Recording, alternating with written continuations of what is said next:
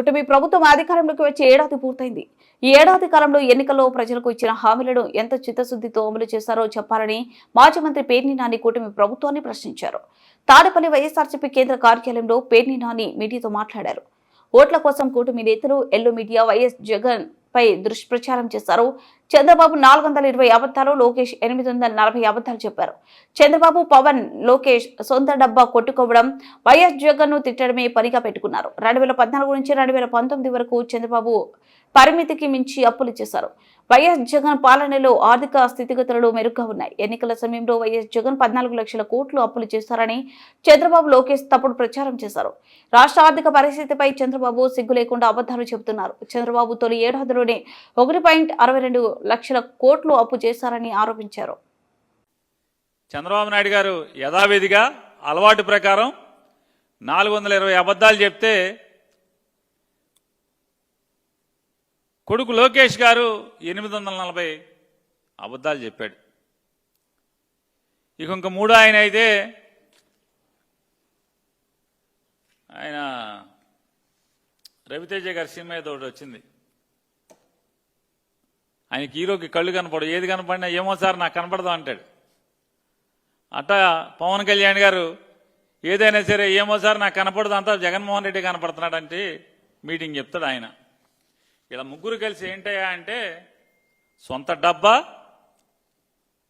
జగన్మోహన్ రెడ్డి గారిని బూతులు తిడతాం, జగన్ గారి వ్యక్తిత్వ హననం, వీళ్ళ సొంత డబ్బా. ఈ డబ్బా కొట్టుడికి మొత్తం ఎంత ఖర్చు అయిందయ్యా అంటే కోట్ల రూపాయలు ఖర్చు పెట్టారు. వాళ్ళు ఈ మీటింగ్కి వచ్చినటువంటి ఈ 100 మందో వీళ్ళ స్నాక్స్కే లక్షల్లో ఖర్చు అయిపోయిందని చెప్తున్నారు సచివాలయ ఉద్యోగులు. నిన్న సచివాలయానికి వెళ్తే ఇక దాంట్లో మొదలుపెట్టి వీళ్ళు ఏం చెప్తారా అంటే ఇది మాట్లాడినటువంటి నారా చంద్రబాబు నాయుడు గారు, నారా లోకేష్ నాయుడు గారికి నేను ఛాలెంజ్ చేస్తున్నాను.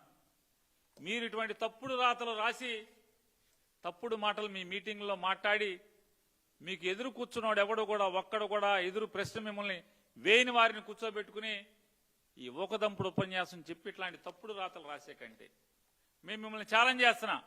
2014-19 లేదా 2019-24 లేదా 2024-2025 ఈ సంవత్సరానికి గాను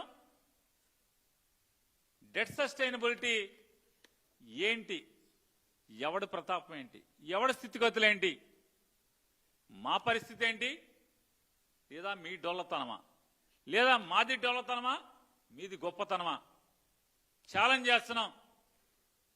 చంద్రబాబు నాయుడు గారు వస్తారా, లోకేష్ నాయుడు గారు వస్తారా? నెట్ బారోయింగ్ సీలింగ్ అంటే రిడక్షన్ ఫ్రమ్ ఎన్బిసి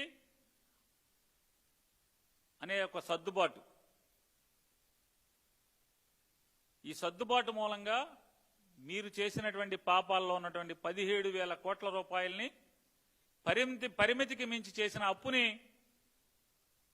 2022-23లో సర్దుబాటు చేయటం వల్ల అప్పు తీసుకునేటువంటి వెసులుబాటు సన్నగిల్లింది తప్పితే ఏ రోజు కూడా ప్రభుత్వం నుంచి చెల్లింపులు చెల్లించడంలో కానీ లేదా రాష్ట్ర ఆర్థిక పరపతి సన్నగిల్లటం కానీ జగన్మోహన్ రెడ్డి గారు ఎప్పుడూ కూడా మీ ప్రభుత్వం కంటే ఆర్థిక స్థితిగతి మెరుగుగానే పరిపాలన చేశాడు. మీకంటే కుర్రవాడు, మీకంటే అనుభవంలో తక్కువవాడైనప్పటికీ కూడా ఆర్థిక స్థితిగతులు, ఫిస్కల్ డిసిప్లిన్,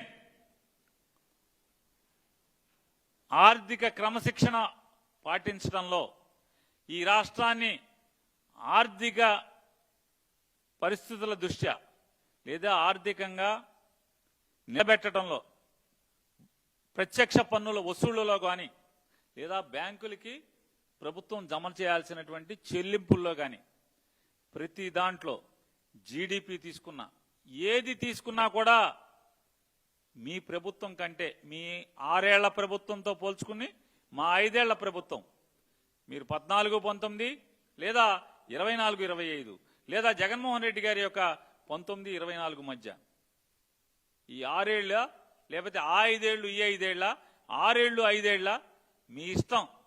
ఎన్నికల ముందు 14 లక్షల కోట్లు అప్పు తెచ్చాడు జగన్మోహన్ రెడ్డి గారు అని చెప్పారు. అసలు ఆర్థిక స్థితిగతులు మీరు అసెంబ్లీలో ఇచ్చారు. మీ ఆర్థిక మంత్రి అసెంబ్లీలో తన నోటితో చదివాడు. ఇది రికార్డులో ఉంది. ఏముంది? 2014 సంవత్సరానికి అంటే ఆంధ్రప్రదేశ్ రాష్ట్రం విడి తెలంగాణ ఆంధ్రప్రదేశ్ కింద అవిభాజ్య రాష్ట్రం నుంచి విభజిత రాష్ట్రంగా ఆంధ్రప్రదేశ్గా ఉండేప్పటికీ 1,40,717 కోట్ల రూపాయలు మొత్తం అప్పుగా ఉంటే 2019 మార్చి 31 నాటికి ఈ రాష్ట్రం యొక్క అప్పు 3,90,247 కోట్లు. అంటే పాత 1,40,717 దాంతో కలుపుకుని 3,90,000 అయితే చంద్రబాబు నాయుడు గారు జగన్మోహన్ రెడ్డి గారికి అప్పచెప్పేప్పటికీ 2,49,350 కోట్ల రూపాయలు 5 ఏళ్లలో మీరు చేసినటువంటి అప్పు. మరి ఎంత శాతం పెంచారు అప్పు? 1,40,000 కోట్ల రూపాయల నుంచి 2,40,000 అంటే 2,50,000 కోట్ల రూపాయలు అదనంగా మీరు